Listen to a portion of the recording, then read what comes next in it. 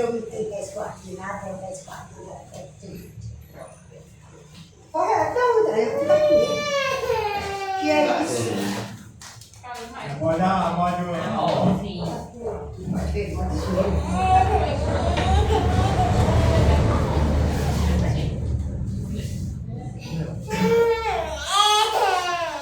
Cadê a bota, rapaz? Você tá bem? Ai, me matou você.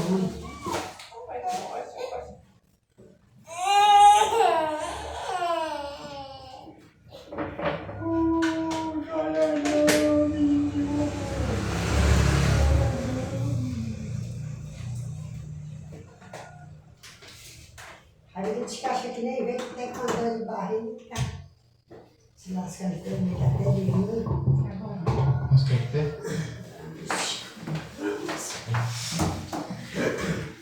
Vamos orar.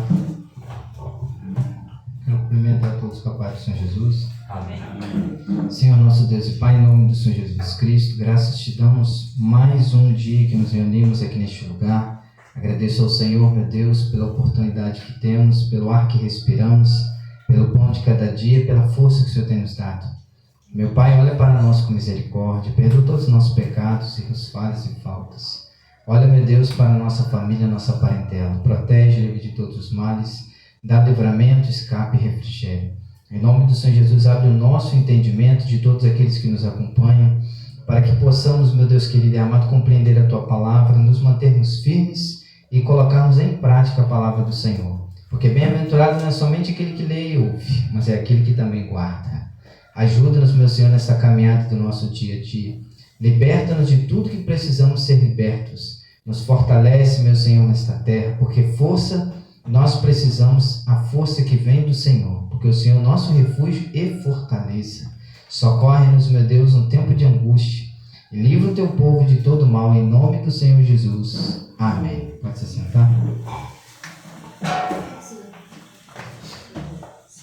Mamãe.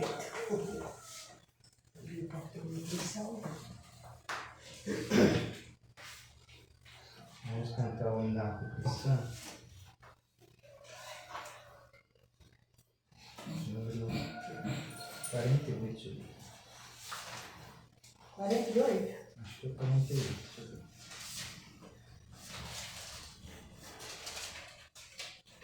É, 48.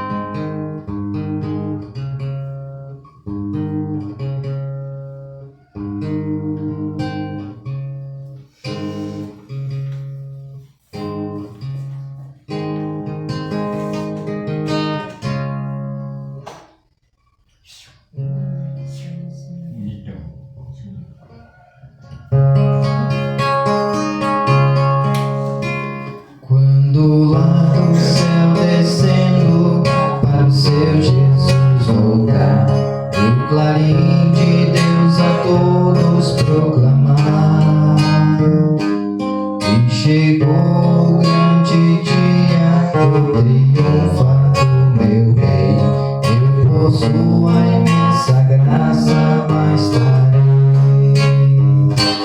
Quando enfim chegar o dia do triunfo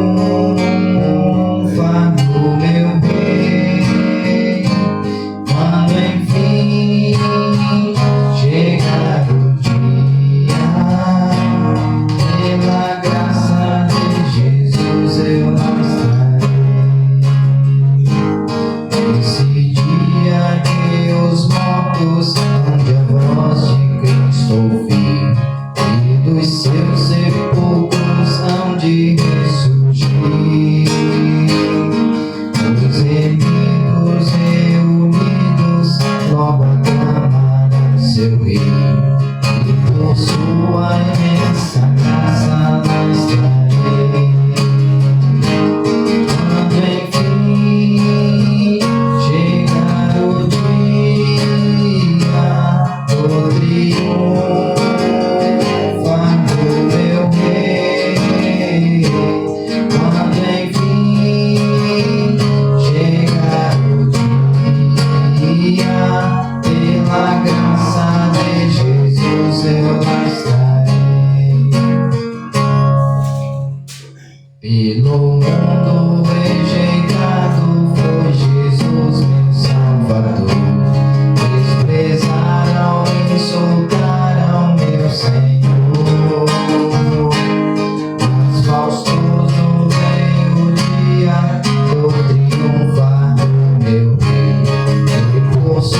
sua imensa graça lá estarei.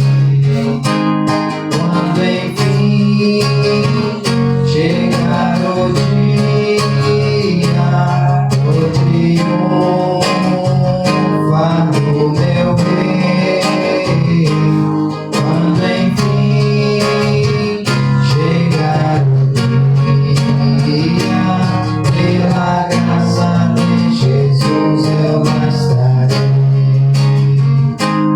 Em mim mesmo nada tenho em que possa confiar. Jesus na cruz morreu pra me salvar.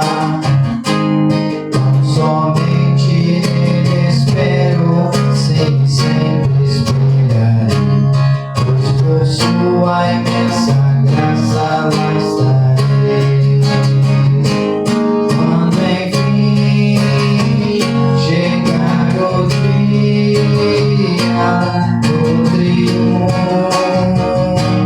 do meu rei, quando enfim chegar o dia, pela graça de Jesus eu lá estarei. Então esse dia ele chegará. Quando diz aqui faustoso é sem falta. Sem falta esse dia chega. É uma das coisas que a igreja tem pregado e durante muitos anos as pessoas têm questionado. Mas diz que esse Deus volta e até agora não voltou. Mas se ele vem exatamente no tempo em que no passado era pregado, quantas pessoas iam deixar de ter oportunidade? Se até agora ele não veio, porque está dando oportunidade, como está escrito na carta do apóstolo Pedro, que ele vem sem demora, mas aguardando o tempo, para que todos aqueles que hão de se salvar possam ser salvos. Então o tempo Deus está dando, mas muitos não querem aproveitar esse tempo. Então vamos cantar o hino da harpa cristã de número 116.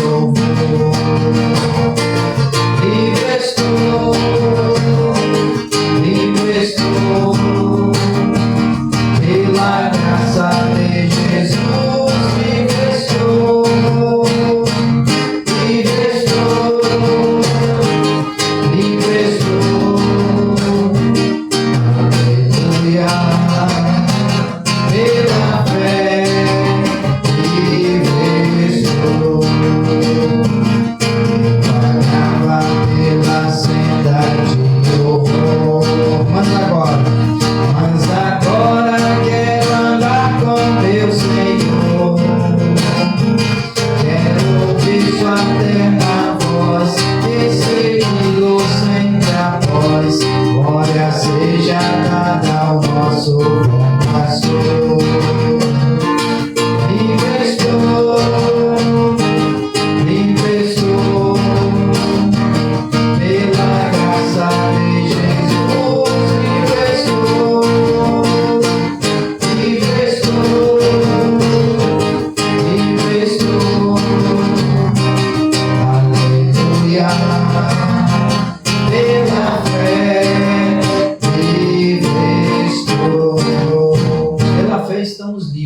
pecado não tem domínio mais sobre nós. Quando estamos em Cristo, nós podemos resistir à força do mal e do pecado que habita em nós. Vamos cantar mais um hino da harpa cristã, de número 400.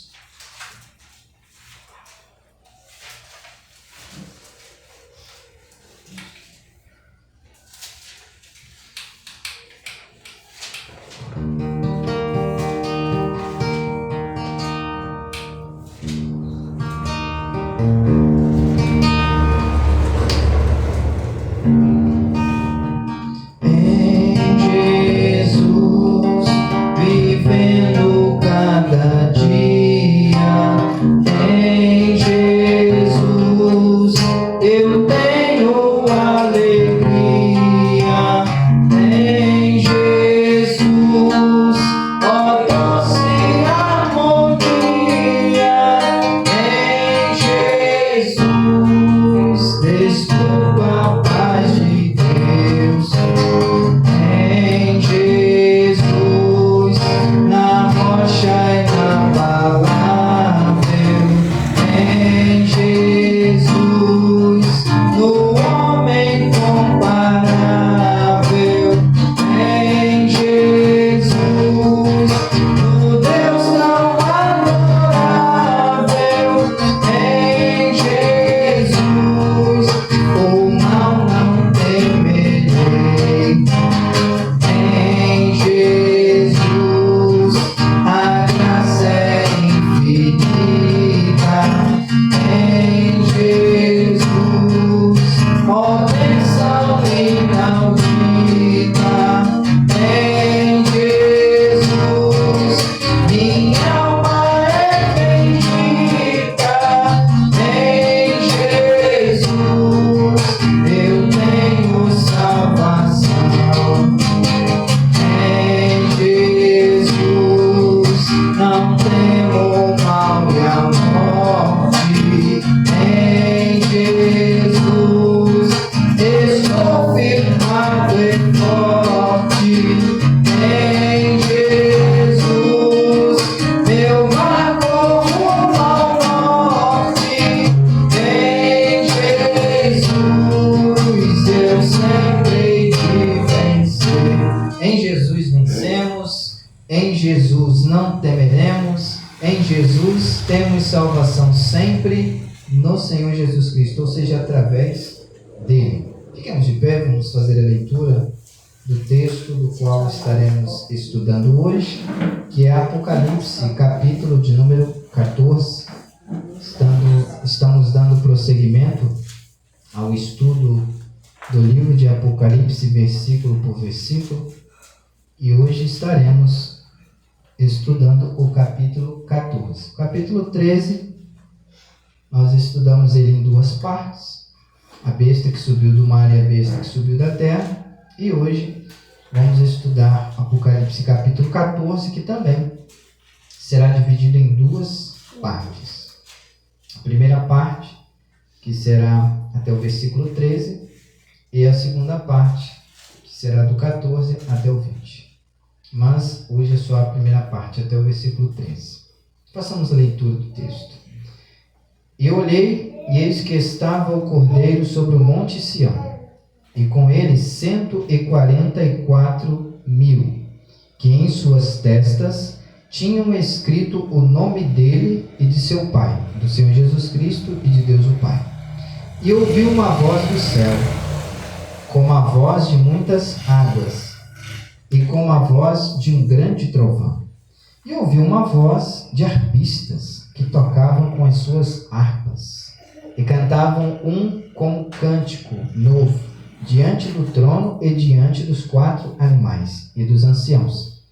E ninguém podia aprender aquele cântico, senão os 144.000 que foram comprados da terra. Estes são os que não estão contaminados com mulheres, porque são virgens. Estes são os que seguem o Cordeiro para onde quer que vai. Estes são os que dentre os homens foram comprados como primícias para Deus e para o Cordeiro. E na sua boca não se achou engano, porque são irrepreensíveis diante do trono de Deus. Versículo 6. E vi outro anjo voar pelo meio do céu, e tinha o evangelho eterno, para o proclamar aos que habitam sobre a terra, e toda a nação, e tribo, e língua, e povo, dizendo com grande voz: temei a Deus, e dai-lhe glória, porque vinda é a hora do seu juízo, seu julgamento. E adorai aquele que fez o céu, e a terra, e o mar, e as fontes das águas. E outro anjo seguiu, dizendo: caiu Babilônia, aquela grande cidade que a todas as nações deu a beber do vinho da ira da sua prostituição. E seguiu-os o terceiro anjo, dizendo com grande voz: se alguém adorar a besta e a sua imagem, e receber o sinal na sua testa ou na sua mão, também o tal beberá do vinho da ira de Deus, que se deitou, não misturado no cálice da sua ira, e será atormentado com fogo e enxofre diante dos santos anjos e diante do Cordeiro. E a fumaça do seu tormento sobe para todo sempre, e não tem repouso, nem de dia, nem de noite. Os que adoram a besta e a sua imagem, e aquele que receber o sinal do seu nome. Aqui está a paciência dos santos. Aqui estão os que guardam os mandamentos de Deus e a fé em Jesus.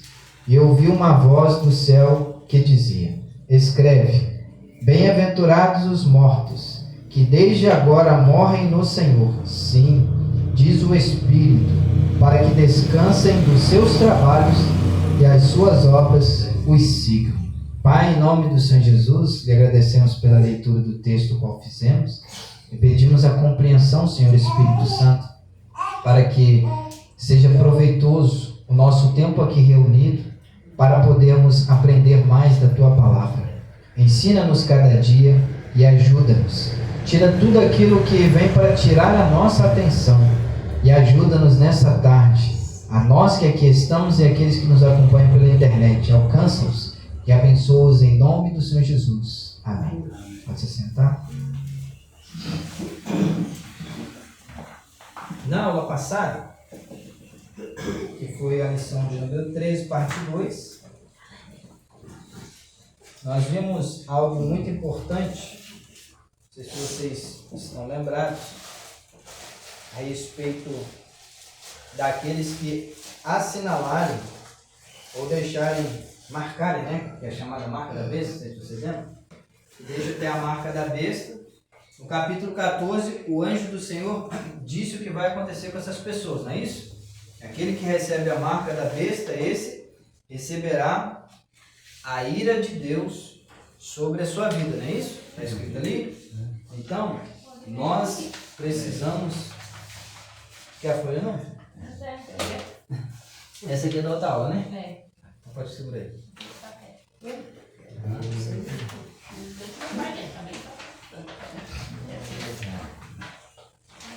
Então, o que acontece? Nós precisamos focar no capítulo 7. Né? O capítulo 7 diz que aqueles que forem achados dignos porque são fiéis a Deus, estes serão também assinalados pelo Senhor, não é isso? Ou seja, receberão a marca nas suas testas, não é? A marca do grande Deus com o nome de Deus do Cordeiro. Agora, aqueles que ficarem de olho no anticristo, esses aí receberão a marca dele, porque quem não receber a marca dele, o que diz o texto? Não compra nem vende. Como é que sobrevive? Como é que os comerciantes vão sobreviver, né? E as pessoas que precisam comprar para comer, como é que elas também vão sobreviver? Então vai ser um tempo de grande angústia e tribulação. Né? Isso estava lá no capítulo 13, do versículo de número 16 ao 18, onde diz que faz com que todos, pequenos, grandes, ricos, pobres, livres, servos, seja posto um sinal na sua mão, na sua testa. Então será obrigatório quem tiver aí. E quem não quiser, será morto, né? E aqui o texto diz que quem não quiser, preste bem atenção, quem não quiser a marca, o capítulo 13 diz, do anticristo, o anticristo vai matar. Só que quando chega no capítulo 14, a conta fica maior. Porque o anjo do Senhor diz, e aquele que marcar o anticristo, aí vai sofrer a ira com Deus. E aí o que é pior? Jesus disse que aquele que perder a sua vida por amor a Ele será salvo. Mas aquele que amar a sua vida mais do que a Cristo, quiser ficar vivo com a marca do cão, do anticristo, infelizmente esse aí vai sofrer eternamente no lago que arde com fogo e enxofre, que é a segunda morte. Então vamos aqui para o nosso comentário. E temos aqui, de acordo com o comentário Bica, se escreve PA, como se fala Bica, a parte número 1, que vai até o versículo 13. Nós encontramos aqui, do capítulo 14, do versículo 1 ao 5, na primeira estrofe aqui, da divisão que mostra o Cordeiro e os seus redimidos no Monte Sião. Nós temos aqui um número muito famoso, que é discutido por várias religiões e também por várias interpretações teológicas entre os próprios evangélicos. Os chamados 144 mil. Vamos lá. Esses são identificados pelo comentarista Charles como os mesmos que os 144 mil que aparece lá no capítulo 7, do versículo 5 até o versículo de número 8. Para quem se lembra, nós estudamos no capítulo 7, que também lá comentado os 144 mil. Na verdade, eles são uma soma completa dos salvos em Cristo. Então isso aqui é um número simbólico. Não é um número fixado, como muitas religiões aí colocam, que só 144 mil fica no céu, o restante fica na terra. Não, isso não existe. Isso aqui é um número simbólico. E é um número simbólico para quem?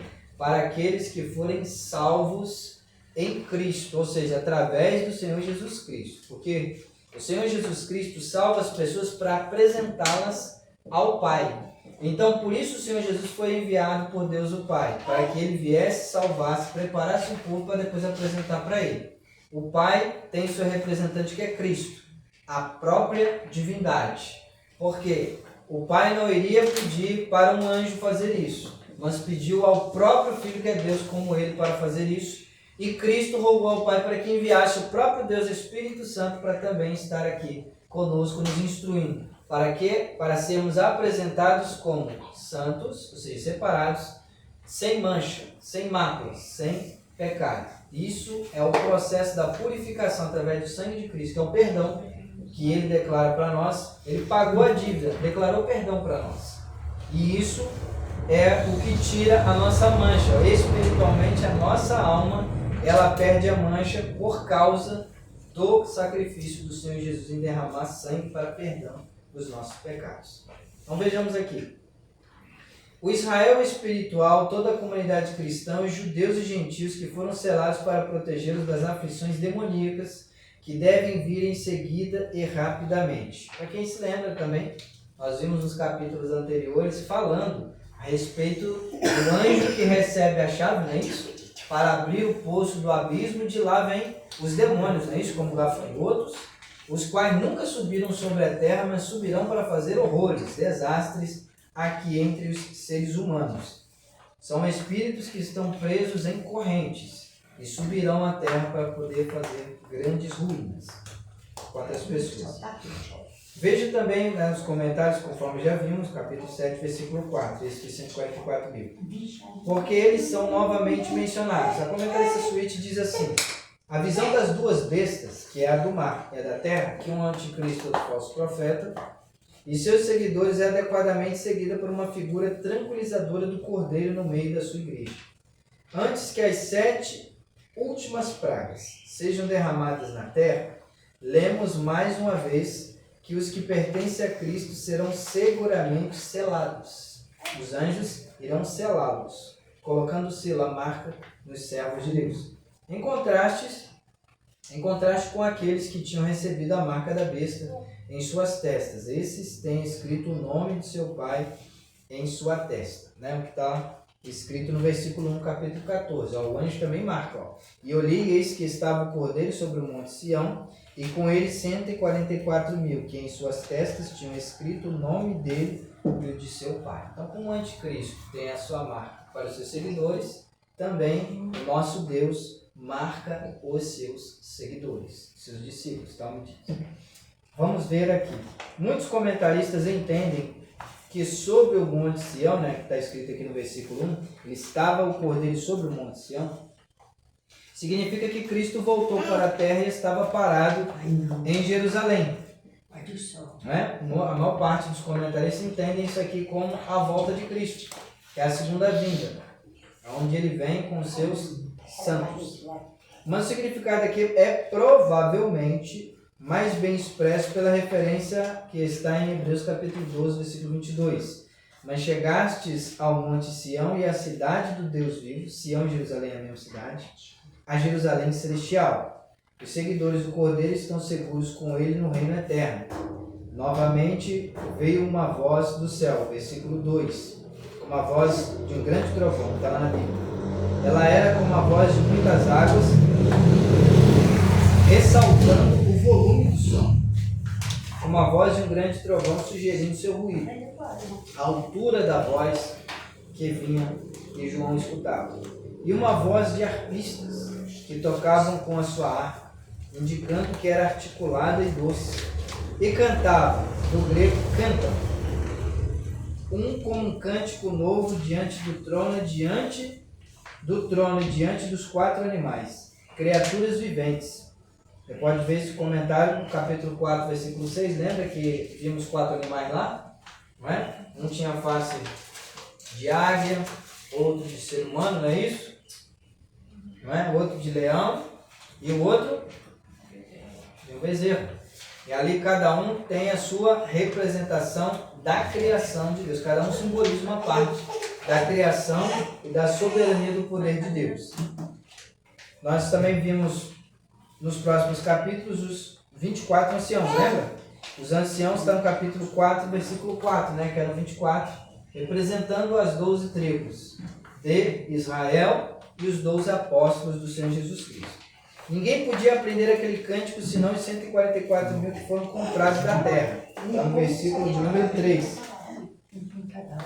Só eles, os 144 mil comprados da terra, é que aprendiam esse cântico. A figura parece de um coral celestial, cantando um novo cântico de louvor para aqueles que foram redimidos pelo Cordeiro. Somente aqueles que tiveram uma experiência espiritual de salvação podem cantá-lo. Novamente lembrando que aqui está falando dos salvos em Cristo. Os 144 mil é a representação dos salvos em Cristo, incluindo judeus que se convertem a Cristo, incluindo gentios, incluindo todas as pessoas que se voltam para o Senhor Jesus Cristo e entregam sua vida para Ele. Os redimidos são então descritos como aqueles que não estão contaminados com mulheres, porque são virgens. Versículo 4 diz isso. Essa palavra virgens, do grego partenoi, de Partenos, é masculina em forma.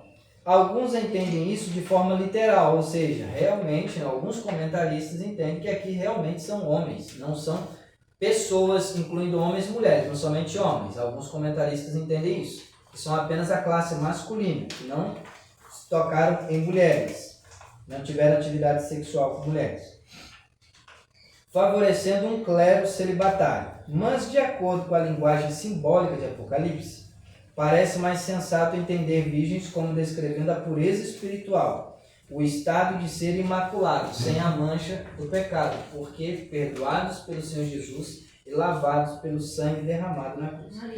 Talvez também haja uma alusão à pureza moral. O comentarista Switch diz assim: a escolha da castidade como a primeira virtude evidente da irmandade cristã não parecerá estranha para aqueles que acreditam que a vida pagã era contaminada com imoralidade e pior tipo. Esses cristãos redimidos seguem o Cordeiro para onde quer que vai. O Cordeiro é aqui o pastor de ovelhas. Aqui estamos falando do Senhor Jesus Cristo, chamado de Cordeiro porque ele morreu como um cordeiro, simbolizando no Antigo Testamento que os pecados das pessoas que ofereciam o cordeiro iam para aquele animal, o animal morria, os pecados dela iam para aquele animal e ela era perdoada. Então uma vida morria para que outra vida fosse perdoada. Aqui o cordeiro está falando do Senhor Jesus Cristo. Ele morreu pelos nossos pecados, ou seja, por todos nós. Os pecados que haviam garantia da nossa alma, da nossa perdição eterna, foram lançados sobre Cristo. Ele se fez maldito com o nosso pecado, para então garantir que nós pudéssemos ser benditos, abençoados por Deus com a salvação. Os evangelhos relatam como Jesus chamou os homens para segui-lo. Mas nesse caso isso significa mais do que um termo geográfico. Seguir a Cristo significa imitá-lo, viver como ele viveu. Seguir a Jesus é um privilégio glorioso e um desafio solene e sério. É um desafio seguir o Senhor Jesus. Não é fácil, mas não é impossível. O termo primícias tem ocasionado uma discussão considerável. De que maneira isso pode ser aplicado aos santos da tribulação? Os preteristas, que são aqueles que acreditam que tudo já aconteceu lá no passado, depois da história dos primeiros séculos, como a comentarista Sweet, acreditam assim. Encontram uma referência lógica aos cristãos do primeiro século. Então eles acreditam que já foi para os primeiros cristãos. O primeiro século que dizemos é do ano 1 até o ano 100. A partir do ano 101 já é século 2. Então, os primeiros séculos são os primeiros 100 anos que já existiram sobre a Terra. Essa palavra podia inclusive encaixar-se na ideia de 144 mil, representando os redimidos de todos os tempos. Está no comentário do capítulo 7, versículo 4, qual estudamos. Mas usá-la para os crentes no fim desta época, ou desta era, parece estranho. No entanto, o comentarista Charles resolve essa dificuldade ao ressaltar que na versão Septuaginta, a palavra grega aparche, na maioria das vezes, vira folha, significa a palavra oferta, sacrifício ou dom. Olha só os significados que a palavra aparche significa. Significa oferta, sacrifício ou dom. Todos os redimidos são uma oferta para Deus e para o Cordeiro. Por último, lemos o seguinte acerca dos seguidores do Cordeiro. E na sua boca não se achou engano, porque são irrepreensíveis diante do trono de Deus. Está lá no versículo de número 5. Na sua boca não se achou engano, porque são irrepreensíveis diante do trono de Deus. Acerca da primeira parte dessa oração, que na sua boca não se achou engano, o comentarista Sweet diz assim: depois da pureza, a autenticidade era talvez a marca mais clara dos seguidores de Cristo. Ser autênticos, verdadeiros, quando contrastados com seus vizinhos pagãos. Você pode conferir isso em Efésios capítulo 4, versículo 20 ao 25. A palavra irrepreensíveis, que é a palavra amomos, é usada frequentemente na Septuaginta, na versão traduzida a Bíblia toda para o grego, a Septuaginta, para a exigência de que os animais a serem sacrificados ao Senhor devem ser sem defeito, por causa da referência à oferta no versículo anterior. Parece que amomos deveria ser entendido aqui como sem manchas ou imaculados. Essa seria a melhor interpretação. Convido aqui, vamos ler o texto de Efésios capítulo 4, versículo 20 ao 25. Você vai ver Coríntios, depois Gálatas, logo após Efésios. Efésios, capítulo de número 4, versículo 20 ao 25. Diz assim: mas vós não aprendestes assim a Cristo, se é que o tendes ouvido e nele fostes ensinados, como está a verdade em Jesus. Que quanto ao trato passado, vos despojeis do velho homem, a velha criatura, que se corrompe pelas concupiscências do engano, e vos renoveis, ou seja, tem uma nova vida, no espírito do vosso sentido, viver uma vida em novidade, tudo novo. E vos revistais do novo homem, que segundo Deus é criado em verdadeira justiça e santidade. Por que criado? Porque quando entregamos a vida para o Senhor Jesus, passamos por um processo, que é ter nova vida. O que diz 2 Coríntios 5,17? Se alguém está em Cristo, nova criatura é. As coisas velhas se passaram, tudo se fez novo. Então, a partir daquele momento que se entrega a vida para Cristo, a pessoa passa pelo processo que nós encontramos escrito lá no Evangelho segundo escreveu João capítulo 3, que o Senhor Jesus conversou com Nicodemos. O que diz para ele? É necessário nascer de novo. O que é o novo nascimento? é quando o Espírito Santo vem sobre a vida da pessoa, porque ela entregou a vida para Cristo, então aquele contato que havia sido perdido, porque nasceu uma criatura caída sem Deus, ela volta a ter contato com Deus, mas isso por intermédio de Cristo e do Espírito Santo. Então ela passa a ter um acesso direto, ela é uma nova vida. Ela ganhou vida, Jesus veio morar nela, Jesus é a vida. Quando o Senhor Jesus não está na vida da pessoa, ela está morta, ela está sem a vida. Ela vive aqui e a qualquer momento daqui vai se perder no lago de fogo, no inferno, uma grande perdição. Mas quando ela recebe o Senhor Jesus, ela passa da morte para a vida. E a vida é o Senhor Jesus Cristo. Então o texto ainda diz, até o versículo 25, pelo que deixai a mentira e falai a verdade cada um ao seu próximo, porque somos membros uns dos outros. Isso é muito importante, Jesus é a verdade. Então quando nós estamos em Cristo, é muito importante que haja essa declaração de fé e de verdade, porque somos uma família em Cristo. Deixando a velha criatura para viver uma novidade de vida. Essa é a pureza.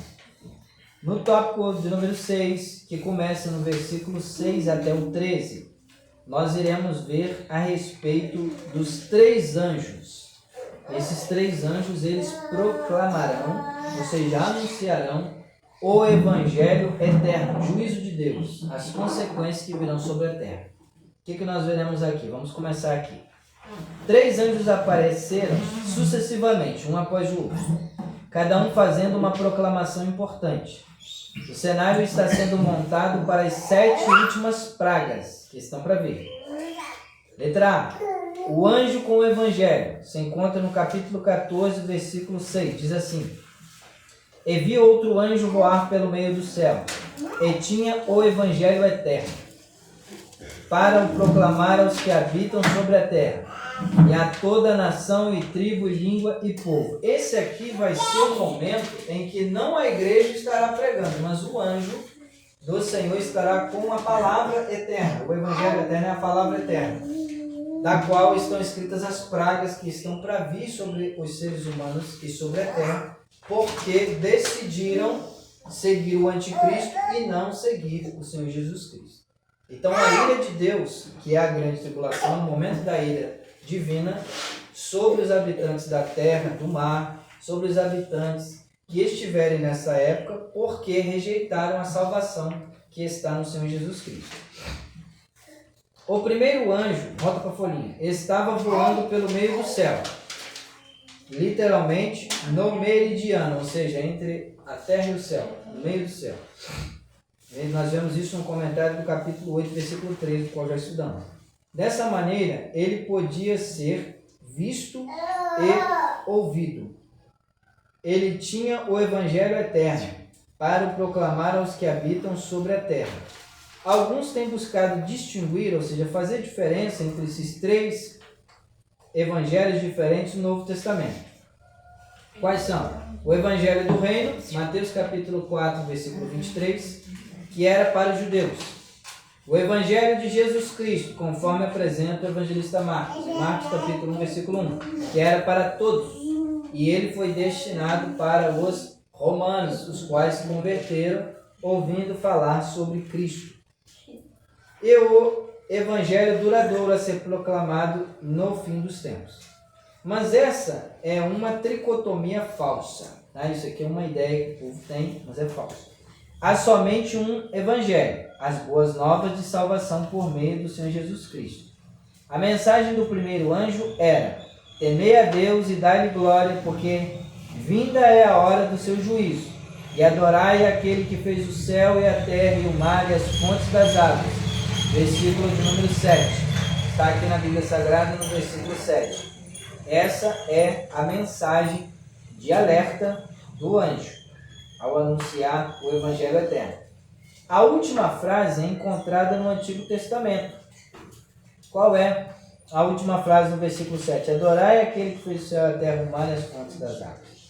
Nós podemos conferir isso aqui no primeiro livro dos Reis, no capítulo 18, o versículo de número 5. Primeiro livro dos Reis, capítulo 18, versículo 5, que diz assim: E disse Acabe a Obadias: vai pela terra a todas as fontes de água e a todos os rios. Pode ser que achemos erva para que em vida conservemos os cavalos e mulas e não estejamos privados dos animais. Segundo livro dos Reis, capítulo 3, versículo de número 19. Vamos ver o texto da palavra de Deus.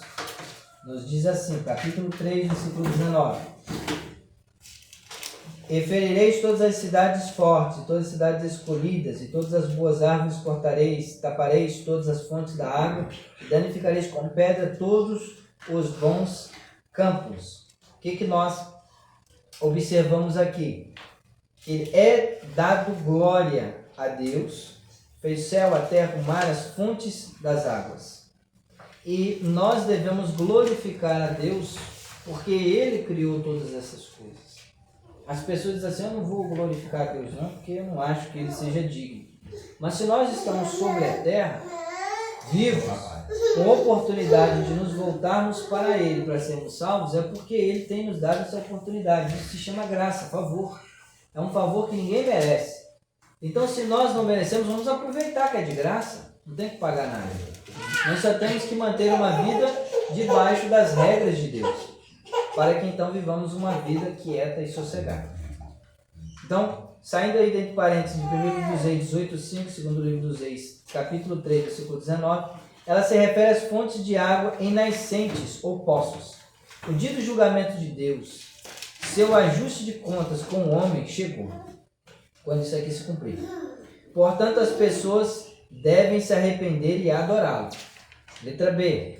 O anjo da condenação, está no capítulo 14, versículo 8. Vou ler aqui. E outro anjo seguiu dizendo, caiu Babilônia, aquela grande cidade, que a todas as nações deu a beber do vinho da ira da sua prostituição. Esse é o anjo da condenação. O segundo anjo clamou, caiu Babilônia, aquela grande cidade. Literalmente essa palavra caiu, segundo o anjo clamou, caiu Babilônia, aquela grande cidade, que a todas as nações deu a beber do vinho, da ira da sua prostituição. Os pais primitivos, ou seja, os primeiros pais da igreja, eles interpretam a Babilônia em Apocalipse como sendo um nome simbólico para Roma. O apóstolo Pedro mesmo ele faz uma citação a respeito disso, a respeito dos irmãos que estavam em Babilônia. Mas você pensa assim, mas peraí, Babilônia já caiu, já acabou. E o apóstolo Pedro está saudando os irmãos que estão em Babilônia. E aí, como é que ele está saudando os irmãos que estão em Babilônia se não existe Babilônia mais? E o que os irmãos estão fazendo em Babilônia? É porque existiam os irmãos que estavam na igreja em Roma. O apóstolo Pedro estava citando isso. Porque ele não utiliza a palavra Roma, mas utiliza a palavra Babilônia. Porque Roma era considerado uma Babilônia. Em segundo lugar, se ele utiliza a palavra Roma, esta carta do apóstolo Pedro não chegaria nas nossas mãos, eles teriam rasgado ela. Então, como eles não entenderam o sentido da palavra, mas a igreja conhecia o sentido da palavra, a carta permaneceu por um ato divino do nosso Deus em preservá-la. E ele, então, faz a comparação desta grande cidade amaldiçoada com a antiga Roma. Essa interpretação parece correta. A linguagem desse versículo é semelhante à linguagem que o profeta Jeremias usa no capítulo 51, em 2 versículos, os versículos 7 e 8. Lá ele diz assim, a Babilônia era um copo de ouro na mão do Senhor, o qual embriagava toda a terra. Do seu vinho beberam as nações, por isso as nações enlouqueceram. No momento caiu a Babilônia e ficou arruinada. Há uma combinação de duas ideias. A Babilônia faz as nações beber do copo da sua fornicação, que era uma cidade de prostituição, e onde o povo estava se voltando para outros deuses. E ela, bem como as outras nações, há de beber do copo da ira de Deus. Versículos 10 e o capítulo 16, versículo 19. No capítulo 18, versículo 6, como também está lá em Jeremias 51, versículo 7, de onde a imagem é tirada, há, como provavelmente é o caso aqui, uma combinação das duas. Então, quando mostra que o cálice do vinho está mostrando que a cidade de Babilônia, que levava muitos à prostituição, está levando o mundo a se prostituir, a seguir outros deuses, e não a seguir o Deus verdadeiro. Tem uma mistura de paganismo. A gente sabe que no meio cristão tem muita gente misturando paganismo, ou seja, os costumes dos pagãos, que são aqueles que não creem em Deus, como os gregos, como os gentios, está trazendo a cultura deles para dentro da igreja. Tudo aquilo que é mundano eles estão trazendo para dentro da igreja, o meio secular para o meio cristão. E essas religiões são as corruptas, se semelhando à Babilônia. E o outro cálice, que é onde o povo vai beber da ira de Deus, é quando Deus, conforme mostra aqui de forma simbólica, o cálice da ira de Deus, você vê o símbolo aqui. Quando o Senhor Jesus foi para a cruz, antes um pouquinho, ele disse assim: Pai, se possível for, afaste de mim esse cálice. Ele estava falando da sua morte. Cálice é a morte.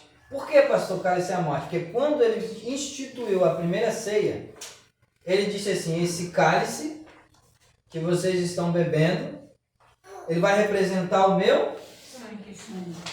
E quando é que o sangue dele foi derramado? Quando ele morreu. Então, todas as vezes que estamos pegando em Apocalipse, o símbolo do cálice, o derramamento do cálice, do que sai de dentro do cálice, é a representação do sangue, morte.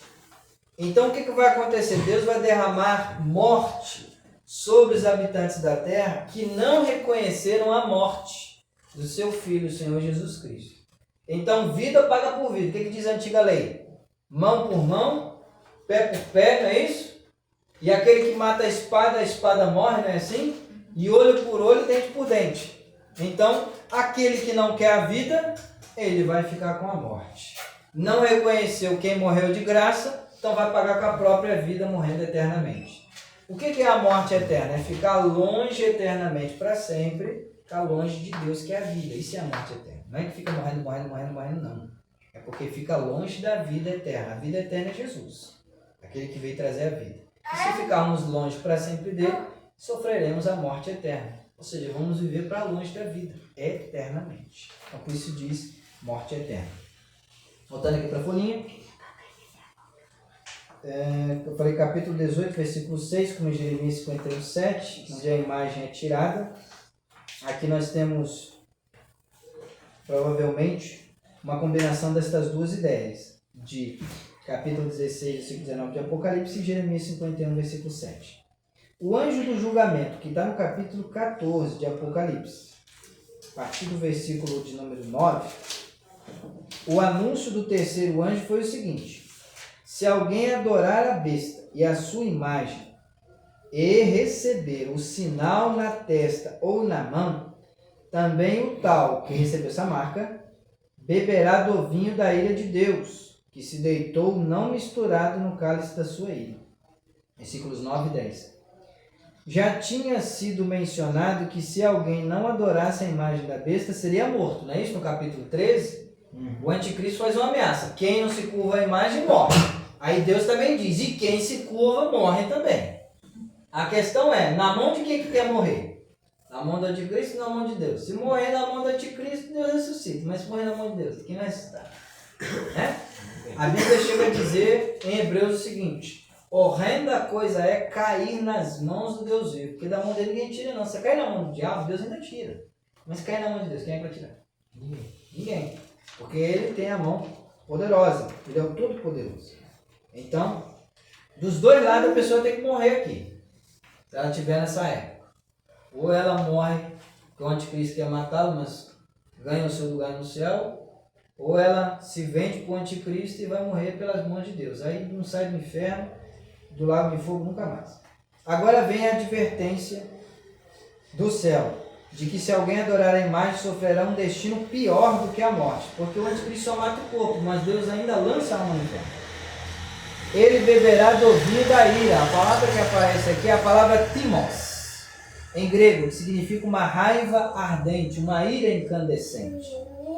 a ira de Deus, que se deitou não misturado, ou seja, foi misturado sem mistura. Como assim? É quando Deus derrama a morte, o povo morre, mas não é só a morte do corpo, mas é a morte eterna, não tem mistura. É eterno, não volta atrás. No cálice da sua ira, que é a palavra orgue. Não misturado significa não diluído, é a palavra philips, ou concentrado. O destino do adorador de imagens é descrito graficamente. Ele será atormentado com fogo e enxofre, em chamas sulfurosas. Vira aí a página, por favor. E para aí um pouquinho. Vou mostrar para vocês aonde vai quem adora a imagem. Vamos lá.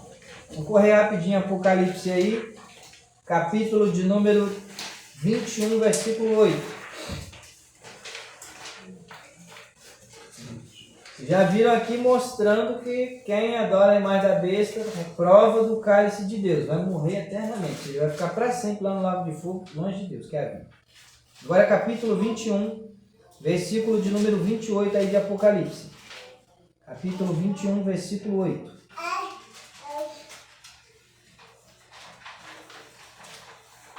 O que diz? Quem quer ler esse versículo 8?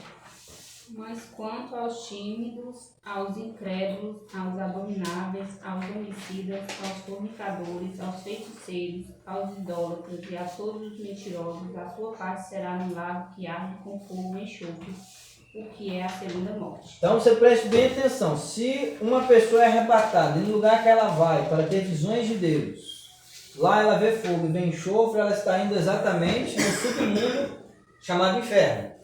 Ela está indo para lá, para ver as visões de Deus, de quem vão para lá e por que vão para lá, para voltar para a terra para contar.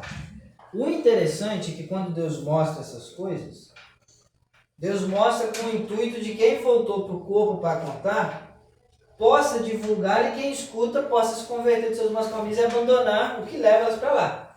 Só que o diabo não se preocupa muito com isso. Eu vou te dizer por quê. Porque o diabo tenta essas pessoas todos os dias. E mesmo que alguém escute, alguém foi lá e viu isso, esse alguém pode duvidar.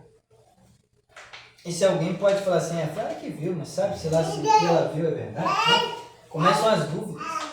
E aí o povo diz, mas será que é assim mesmo? E o povo não acredita. Qual será o destino desse povo? Bom, quem viu e contou foi graça de Deus e misericórdia, para quem está aqui não foi ver, possa escutar e viver. Mas o povo não quer, vai fazer o quê, né? Vai caminhar para lá onde o diabo fica feliz. Que o povo continua na incredulidade. Mas o que está dizendo aqui? Aqui tem incrédulos, aqui tem abomináveis, aqui tem idólatras, não tem? Está aí dizendo? Aqui tem adultos, tem fornicador, quem se prostitui, não tem? Tem mentiroso aí, não tem? Tem essa classe toda. Vai tudo para o mesmo lugar, não é isso? Aí o povo diz assim, qual pecado é maior e qual pecado é menor? O negócio não é qual é o maior e qual é o menor. O negócio é que todos eles levam para um lugar só. Lá vai a pessoa que matou, que é um homicida. Lá foi a pessoa que se prostituiu, usou o corpo dela, sem obrigar ninguém a fazer isso. Lá vai o mentiroso. Lá vai a pessoa que é feiticeira. O que nós aprendemos sobre feiticeiro? Feiticeiro não é só quem faz magia. Quem também é feiticeiro? Primeiro livro de Samuel, capítulo 15. Abre aí rapidinho. Vamos deixar isso registrado. Primeiro livro de Samuel, capítulo 15. Nós vamos ver que feiticeiro não é somente aquele que faz feitiçarias. Muito bem. Primeiro livro de Samuel, capítulo 15, versículo 23. O idólatra, então, na Bíblia, ele é alguém que não é somente o que adora imagem, não. Aquele que ama o dinheiro é um idólatra. O avarento. Aquele que se entrega por dinheiro. Coloca o dinheiro acima como seu Deus, como a sua fonte de recepção, a sua fonte de alegria. Esse também é idólatra. Mas vamos ver aqui, capítulo 15, versículo 23, quem é o feiticeiro? Olha o que diz o texto. Porque a rebelião é como o pecado de feitiçaria. Vamos lá. E como o pecado de iniquidade e idolatria é o porfiar. Então vamos lá, preste bem atenção nisso aqui. Uma pessoa feiticeira, a gente sabe que o feiticeiro faz magia, não é isso? Mexe com feitiço, magia, né? Aí tem um povo que fala assim, não, mas eu não faço feitiçaria não, eu só faço simpatia, é a mesma coisa. É tudo a mesma coisa. Aí o povo diz assim, não, nesse pecado aí eu não incorro não, eu não entro não. Mas aqui está dizendo assim, rebelião. Vamos lá para vocês poderem entender. O que é uma rebelião, gente? O que vocês entendem como rebelião? Rebelião é uma revolta contra uma ordem, não é isso?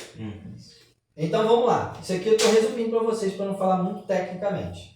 Então tem uma ordem. O povo não quer obedecer a ordem, o povo se rebela. É rebelião, ou seja, são contra aquela ordem. A questão é, a ordem foi dada para ser desobedecida ou para ser obedecida? Para ser obedecida. E quem desobedece se enquadra em qual situação?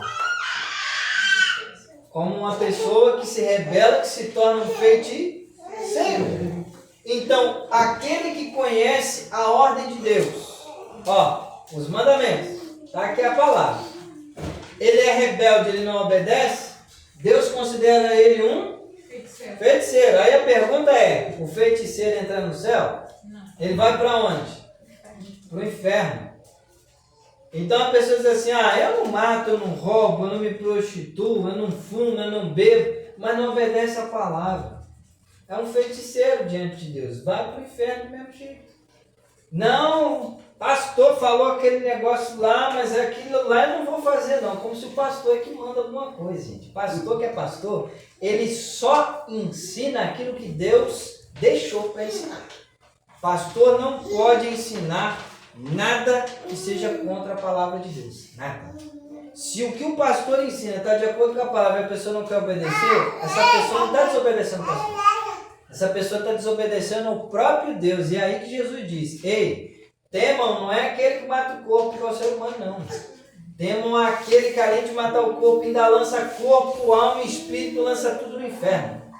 Tem poder para lançar tanto o corpo quanto a alma no inferno. Então nós devemos temer, respeitar a vontade de Deus. E o que é o porfiar aqui que está escrito que também é idolatria? Os idólatras também entraram no reino de Deus. Porfiar é você, eu, qualquer um de nós, lutarmos contra uma ordem estabelecida. Tem aqueles que dizem assim, eu não vou obedecer não, mas tem aqueles que lutam contra, falam contra. Faz de tudo para poder levar ainda gente, para poder desacreditar daquela ordem de Deus. E eu quero dizer uma coisa para vocês aqui, para aqueles também que nos assistem, muito importante. Tem muita gente que vai estudando no ramo da teologia, vai ficando descrente, não vai ficando crente. Por quê? Porque vai estudando uma Bíblia que fala de um Deus, mas a Bíblia Sagrada fala de um Deus que é todo poderoso e que é soberano, tem ordens. Mas eles pregam um ensinamento, uma teologia, de um Deus que ficou bonzinho demais, de um Deus que não reprova ninguém, de um Deus que só abençoa e não amaldiçoa, quando a Bíblia fala diferente, né? De um Deus que aceita tudo. Esse é o Deus pintado e falado hoje pela teologia moderna. Um Deus que deixa as coisas virar bagunça, é o Deus que eles pregam. Mas o Deus que a Bíblia Sagrada representa, da qual a palavra saiu da boca dele mesmo, fala que ele é alguém que repreende e que castiga aquele a quem ele ama. Quem pode abrir para mim, por favor, Hebreus capítulo 12 aí, para ver que Deus, ele castiga. Que Deus, ele repreende as pessoas que ele ama.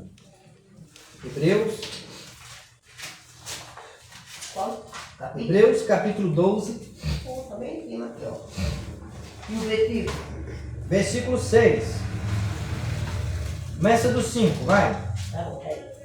Já vos esqueceste da exortação que Argumenta convosco como filho. O filho e fiel. Filho meu. Meu. Não despreza a correção do Senhor e não desmaies quando ele fores repreendido. E por quê? Vamos ver a resposta, vocês. Porque o Senhor corrige o que ama e açoita aquele que recebe por filho. Então observa aqui. Deus corrige quem ele ama, sim ou não? Sim.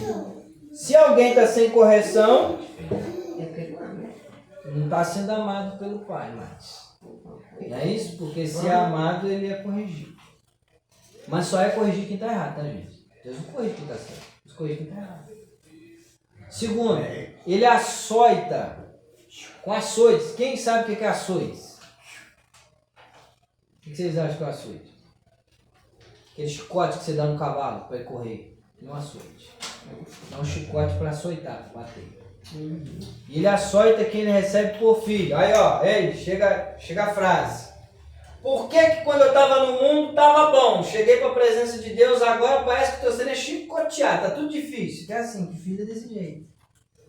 O filho ele tem que aprender que para entrar no céu, para ficar do lado de Deus, não é de qualquer maneira não.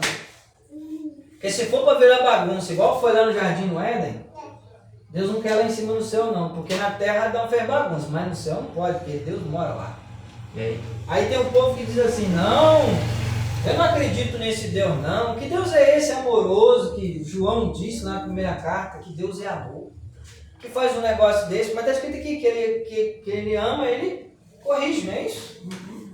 E o texto ainda diz aqui no versículo de número 8, se estáis sem disciplina da qual são feitos participantes todos, sois então bastardos, não filhos. O que é um bastardo? Uma pessoa sem pai. Quem não tem disciplina, não tem correção, é um bastardo. E um bastardo é sem pai. Então, quem tem como Deus, como pai, tem que ser disciplinado, ser corrigido. Mas vai ser corrigido quando estiver errado, vocês entendem isso? Se estiver certo, ele não vai corrigir. Está fazendo o que é certo. Não espere também que Deus te bata palma, porque palma é para ele, não é para nós. Guarde isso. Tem gente que quer que, oh Deus, eu quero reconhecimento. Isso aqui nem é ML não, gente, para reconhecer o corpo não. Reconhecimento é para Deus. Gosto de falar no discipulado, que nós estamos estudando, já vamos para a lição. É uma lição 7, né? Vamos para 8, é isso? Ou estamos na 8? Vamos para 9, né? Na lição 8. Algumas dessas lições, o que é interessante? Quando você encontra na Bíblia assim, tu és soberano. Tu és altíssimo. Gente, quando você fala isso para Deus, não pode. De maneira alguma, Deus ele jamais se ensoberbece. Por que não? Porque ele realmente é digno disso. De ser chamado assim, de soberano, de altíssimo, de bom.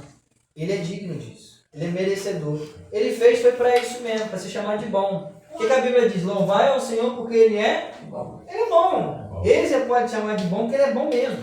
Você imagina, todo dia ele olha para nós, vê o pecado correndo dentro de nós, daí daqui a pouco olha para um lado, olha para o outro, vai lá, escorrega, comete pecado, ele está olhando. Bicho sem vergonha, né? Deu oportunidade, me pediu perdão agora há pouco, já escorregou de novo.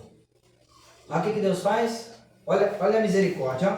Você vai lá para Lamentações 3, do 20 ao 22, está escrito assim, as misericórdias do Senhor, elas são motivo, a causa de não sermos consumidos. Porque elas não têm fim, novas são cada manhã. Elas se renovam. Ou seja, Deus olha para nós e a sua misericórdia entra em ação para não nos destruir. Então, para aquela pessoa que diz assim, Deus me usa pela misericórdia, está falando errado, Deus nos usa pela graça. Ser usado por Deus é um favor, para ele ser conhecido entre os seres humanos. Não ser destruído pelo pecado, aí entra a misericórdia. Então a misericórdia serve para não nos destruir. Que a ira de Deus se acende todo dia. Vocês viram aqui o texto dizendo, em Apocalipse? A ira do Senhor se acende contra os habitantes na terra, porque não reconhecem o favor de Deus. Então não desmaie quando por Deus for repreendido. Porque Deus está falando exatamente porque Ele quer garantir para nós um lugar onde? No céu. Agora eu vou fazer uma pergunta para vocês. Isso aqui é texto bíblico. João capítulo 14 diz assim, não se turbe o coração, o vosso coração. Crede em Deus, crede em Jesus. Aí ele diz, crede nele também. Na casa de meu pai há muitas moradas. Moradas, não é isso? Ele foi preparar um lugar, não é assim? Então o lugar é a cidade, que João viu no capítulo de número 21 e 22. Eu vi descer a cidade, a Nova Jerusalém. É um lugar, preparar um lugar. Mas as moradas são casas. São casas. Então, na cidade de Deus, tem casas sendo construídas aguardando a chegada do povo de Deus. Quem são os construtores? Os anjos. Deus tem anjo para tudo, gente. Deus tem anjo para construir. tem anjo para escrever no livro da vida, tem anjo para poder fazer as roupas que os crentes recebem quando morrem e vão para o paraíso. Está lá escrito, vestirei de vestes novas, não é isso? Então o que acontece? Quando a pessoa entrega a vida para Cristo, o anjo confecciona a roupa que ele vai usar no céu. Confecciona. Só que se aquele cristão ou aquela cristã, aquele filho de Deus ou filha de Deus, não for fiel até o fim, o que vai acontecer? Aquela roupa é destruída. Por quê? Porque ele confeccionou para os santos entrarem. Mas não foram fiéis até o fim, não vão receber. Vocês estão entendendo? E a coroa, que está escrito lá, se tiver até a morte, a tia é a coroa da vida. A coroa também só recebe quem é fiel até o fim. Quem não for fiel até o fim, aquela coroa passa-se para outra pessoa. Aquela pessoa não vai ser mais a privilegiada para receber a coroa. A coroa vai ser passada para outra, porque ela rejeitou a salvação eterna. Então vamos aqui para a apostila de novo. Já expliquei aqui o que é o idólatra, não é isso? Quem é considerado também idólatra, não é isso? Quem porfia contra as coisas de Deus. E também o feiticeiro não é só quem faz magia. O feiticeiro também é quem é rebelde à palavra de Deus. Palavra de Deus. Quem não obedece. Gente, eu falo com toda sinceridade, sem medo de errar. Pessoa que não quer obedecer não está lutando contra mim, está lutando contra Deus. Eu não sou salvador de ninguém. Eu não sou dono do céu. Eu só digo aquilo que a Bíblia diz e para onde cada um de nós vamos. Eu também estou incluído nessa missão de que eu tenho que obedecer. Problema de quem julga e problema de quem fala. O interessante não é um julgamento. O interessante é quando Deus vai julgar.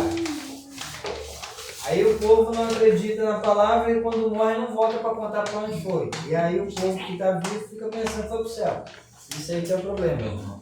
Então vamos lá. A NEB, que é a sigla da New English Bible, que significa Nova Versão da Bíblia em inglês, ou Nova Bíblia em inglês. Diante dos santos anjos e diante do Cordeiro. Que coisa horrível é sofrer pela desobediência na presença do Cordeiro, que de maneira obediente sofreu para nos salvar. Preste atenção nisso. Deus escolheu esse momento, olha como é que é. Preste atenção. A gente fala assim, Deus é bonzinho, então há paciência. Preste atenção. Deus, quando criou o inferno ali para colocar todos aqueles que perturbam a paciência dele. Todos. Todos aqueles que são contra a sua lei e a sua vontade. Alguns dizem assim, se Deus então ele é tirano. Quem não obedece ele manda para o inferno? Claro! Fez todo mundo bom. Dá oportunidade para todo mundo se converter dos seus pecados. E ninguém quer, mas para onde? Para o céu? Não. Melhor do que isso não existe não. Vai servir o Satanás para ver se tem vida boa. Quem serve o Satanás, o final dele é morar onde Satanás morre. Satanás não mora no céu, ele mora no inferno. Então, nós devemos seguir a Cristo que mora no céu e vem para buscar a sua igreja. Nós temos que ser fiel a ele. E o que acontece? Ele sofreu para nos salvar. E quando ele olha para uma pessoa que rejeita isso, a sua ira se acende. A ira do Pai se acende contra essa pessoa. Por quê? Porque ele deixou o lugar dele no céu para morrer por nós sem ter pecado nenhum. E ainda o povo rejeita tudo isso, não está pagando nada por isso. Parece que é assim, quando você pega uma coisa e dá de graça, que o povo diz, não deve ser bom não. É de graça. É assim que o povo faz? Né? Você pega um prato de comida e dá para os outros, não deve estar bom não, porque está dando. Não é assim que o povo faz? Você pega uma roupa, a roupa é a melhor e mais cara, você está dando, isso não deve ser bom não. Está dando. Só que aquilo que é bom, o povo desconfia. Lembrei do ditado lá do mundo, né? No ditado do mundo eles falam que quando a esmola é demais, o santo desconfia, né? É assim que eles falam, né? Só que o que acontece? O povo está tão desconfiado do bem que o povo agora acha que tudo que é bom tem que ser pago. Nada de graça mais. Mas o Senhor Jesus continua anunciando a salvação de graça.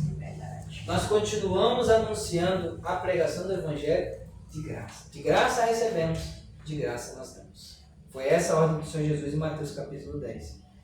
A linguagem dessa passagem rememora Isaías capítulo 30, versículo 33 e Ezequiel capítulo 38, versículo 22. Mas a comparação mais impressionante é a destruição de Sodoma e Gomorra, que está lá em Gênesis capítulo 19, versículo 24. Ainda fazendo eco desse relato, em Gênesis capítulo 19, versículo 38, Mas falando agora em termos eternos, o relato traz. Olha o relato. Versículo 11 aí na Bíblia.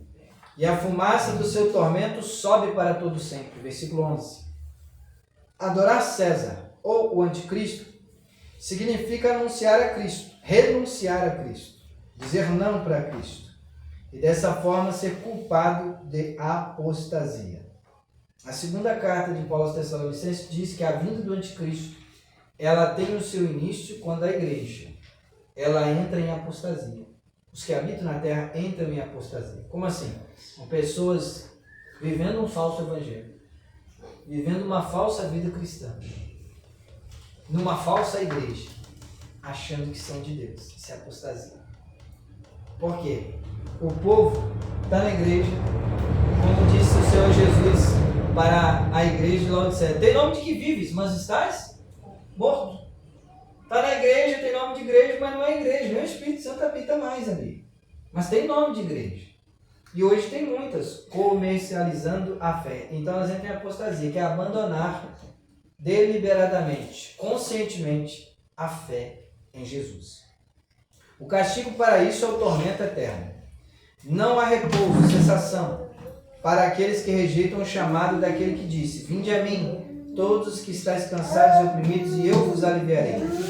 Novamente, capítulo 13, versículos 10 e 18 dizem assim: se alguém leva em cativeiro irá. Ou seja, se alguém prende, vai ser preso. Se alguém matar a espada, necessário é que a espada também seja morto. Versículo 18, de capítulo do Apocalipse 13. Aqui é a sabedoria, aquele que tem entendimento. Calcule o número da besta, porque é o número de um homem. O seu número é 666. Temos uma declaração enigmática. Aqui está a paciência dos santos, aqui no capítulo 14, versículo 12.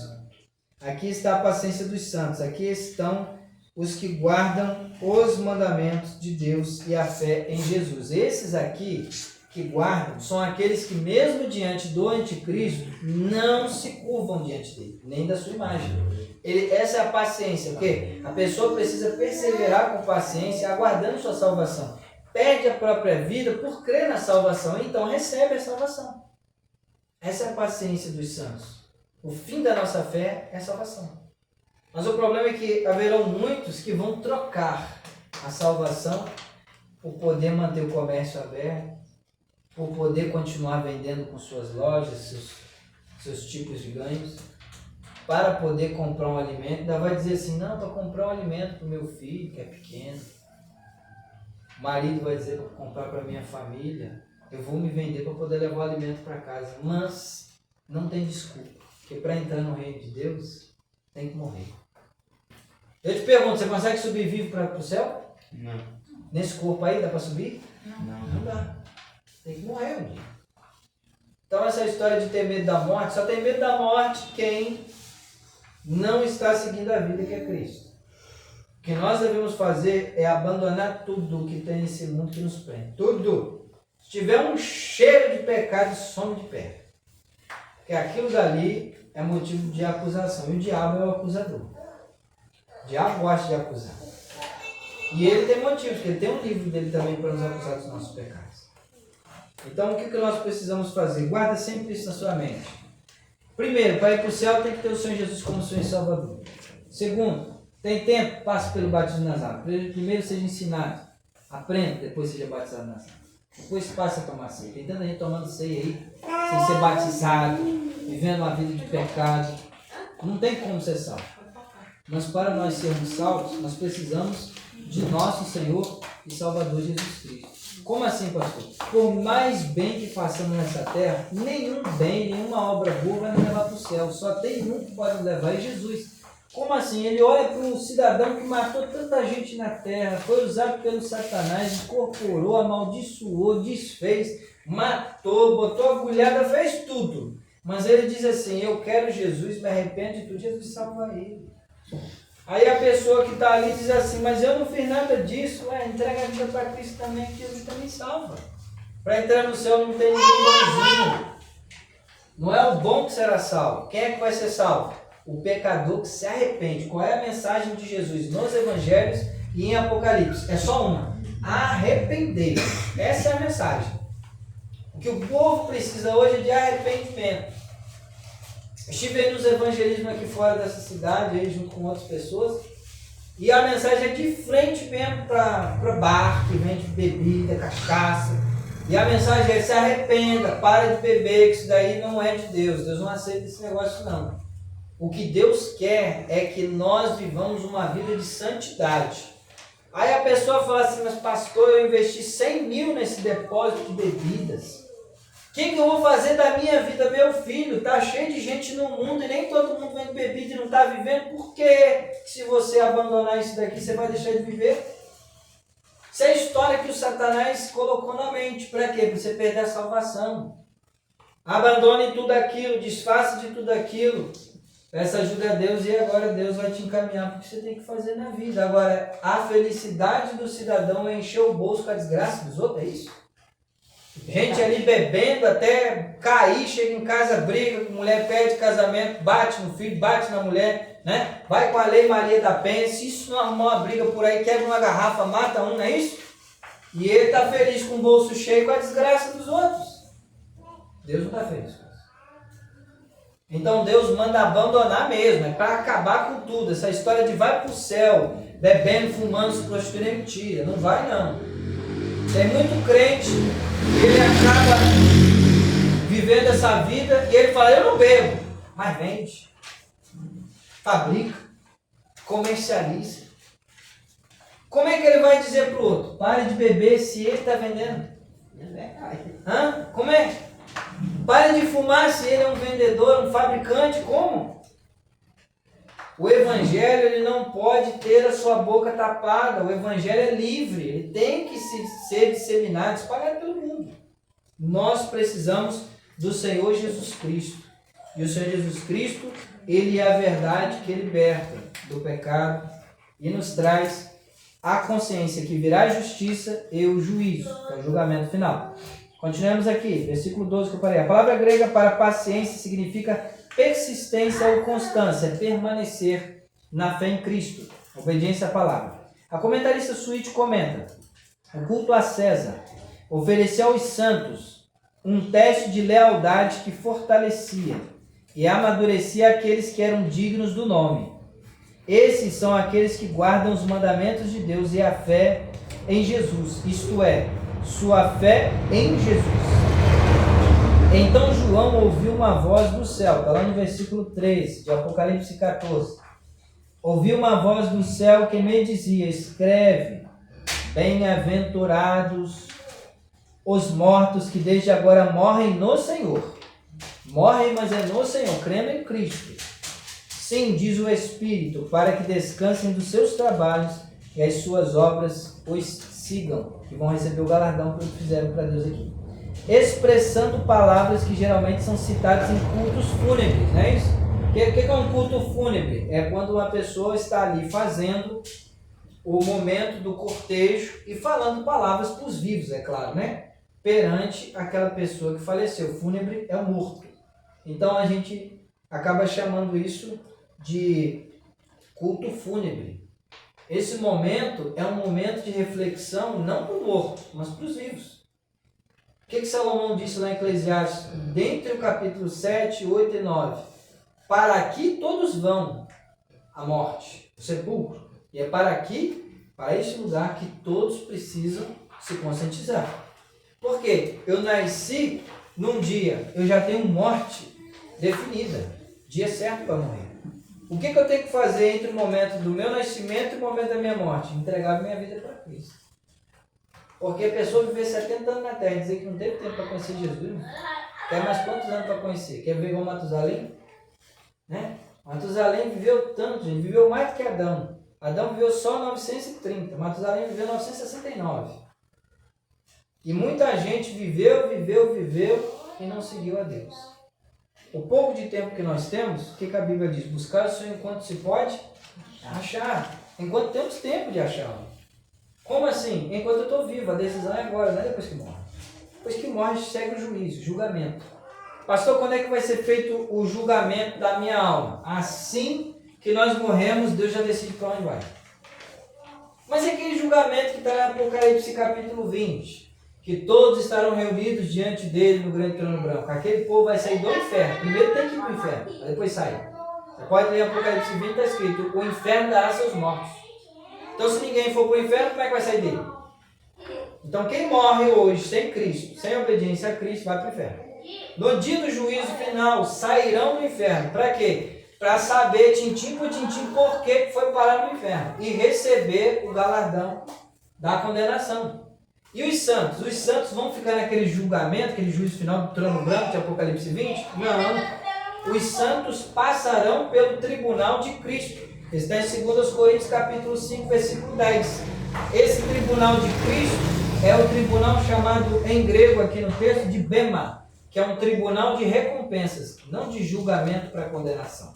Ou seja, o Senhor chamará para perto de si, que está lá em Mateus capítulos 24, 25, 26, que diz: vinde bendito meu Pai, possuí por herança, seja a herança de vocês, o que vos está preparado desde a fundação do mundo. Não é isso? Por quê? Ele dirá isso para os que estiverem à sua direita, as ovelhas, e não para os que estiverem à sua esquerda, que serão os bodes que irão para o inferno. Então ele mesmo vai fazer a separação. Expressando palavras que são citadas em cultos fúnebres, né? Bem-aventurados os mortos que desde agora morrem no Senhor. Sim, diz o Espírito, para que descansem dos seus trabalhos e as suas obras os sigam. Os trabalhos do cristão terminam com a morte, mas as suas obras boas, ou as suas boas obras, o seguem na próxima vida. Então aqui nós estudamos Apocalipse parte 1, capítulo 14, parte 1, que foi até o versículo 13. No nosso próximo encontro, estudaremos do versículo 14 até o versículo 20, que é a parte 2. O que é muito importante nós lembrarmos? Gente, tudo isso que a gente está estudando é bom. Poxa, eu estou conhecendo a palavra, sabendo o que significa, o que foi que o João viu, o que realmente quer dizer. É bom demais. A gente lê um livro e sabe o que significa ali a visão que João teve, né, do arrebatamento dele.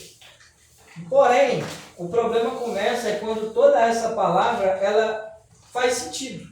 Como assim? Que vai acontecer. Realmente vai acontecer.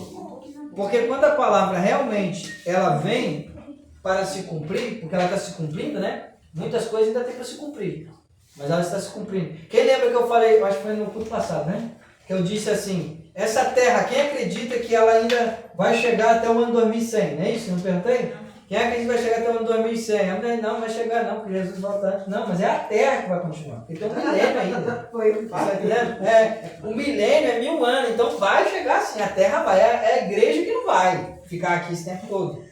A igreja sobe, Deus derrama sua ira, acaba com muita gente aqui, depois prende o Satanás. Por quantos anos vai ficar preso? 1000 anos. É o tempo que Cristo estará regendo sobre a terra. Vai ser paz, sem perturbação, sem tentação, sem desgraça. Um reino de Cristo. Aí vai ser bom. A gente chama de milênio, a última dispensação, sétima. Nós estamos na sexta, que é a dispensação da graça. Nós temos que aproveitar os tempos agora. Porque Jesus vem buscar o seu povo, como quem diz assim, ó, gente, eu vim aqui na terra, morri por vocês, para vocês serem salvos. Agora eu vim aqui, estou aqui no céu, né, pairando aqui sobre as nuvens. Os anjos estão buscando vocês para me levar a vocês, porque o que o Pai tem preparado desde a fundação do mundo para aqueles que não me receberam, eu não quero que vocês, como igreja, recebam. E por que não? Qual é a segurança que nós temos para isso? Essa segurança se encontra na carta de Paulo aos Tessalonicenses, porque ele foi arrebatado até o terceiro céu, ele diz isso lá em Coríntios, no capítulo 12. E olha a segurança que ele nos deu aqui pela revelação do Senhor, que o mostrou. Tessalonicenses capítulo 1. Primeiro aos Tessalonicenses capítulo 1, versículo de número 9 e 10. Diz assim: porque eles mesmos anunciam de nós, qual a entrada que tivemos para convosco, e como dos ídolos vos convertestes a Deus. Então eles pregaram o Evangelho e o povo se converteu a Deus, abandonando os ídolos, para servir ao Deus vivo e verdadeiro, e esperar dos céus a seu Filho, Jesus, Filho de Deus, a quem ressuscitou dos mortos, a saber, Jesus, que nos livra da ira futura. Então a ira futura é a grande tribulação, que o Senhor Jesus Cristo virá buscar o seu povo para não sofrer essa ira que o Pai derramará no futuro. Não está muito longe, está próximo de todos aqueles que não entregam a sua vida para o Senhor Jesus Cristo. Em 2 Tessalonicenses, capítulo 1, versículo 5, diz: prova clara do justo juízo de Deus, para que sejais havidos por dignos do reino de Deus, pelo qual também padeceis, se de fato é justo diante de Deus, que dê em paga tribulação aos que vos atribulam, e a vós que sois atribulados, descanso conosco, quando se manifestar o Senhor Jesus desde o céu com os anjos do seu poder. O que Deus vai fazer com os habitantes que ficarem aqui? Ou seja, que não são a igreja? Como labareda de fogo, tomando vingança dos que não conhecem a Deus e dos que não obedecem ao evangelho de nosso Senhor Jesus Cristo. Ele vai se vingar desse povo. Ele vai ser com labareda de fogo, vai descer fogo. Vai matar muita gente. A gente já viu em algumas passagens, né, nos capítulos anteriores, que vai descer, não é isso? O fogo do céu, não é isso? Vai descer Saraiva, né? Quem se lembra o que é Saraiva? Aquelas pedras precipitadas, não é isso? Pedras que vêm do céu, Saraiva. São pedras que virão, pedras enormes de gelo. E diz o texto que vem fogo e vem enxofre também, descendo sobre a terra. Muita gente vai morrer asfixiada aí, porque não quer o nosso Senhor Jesus Cristo. Então, nós vamos ficar de pé. Vamos orar para nós finalizarmos esse culto, esse estudo, a palavra do Senhor. Eu espero vocês, se assim Deus permitir, ninguém partir antes aí da vinda do Senhor Jesus Cristo, para continuarmos estudando o capítulo 14, parte 2. Certo? Vamos orar, agradecendo a Deus, vamos dar as mãos. Pode pegar. Obrigado.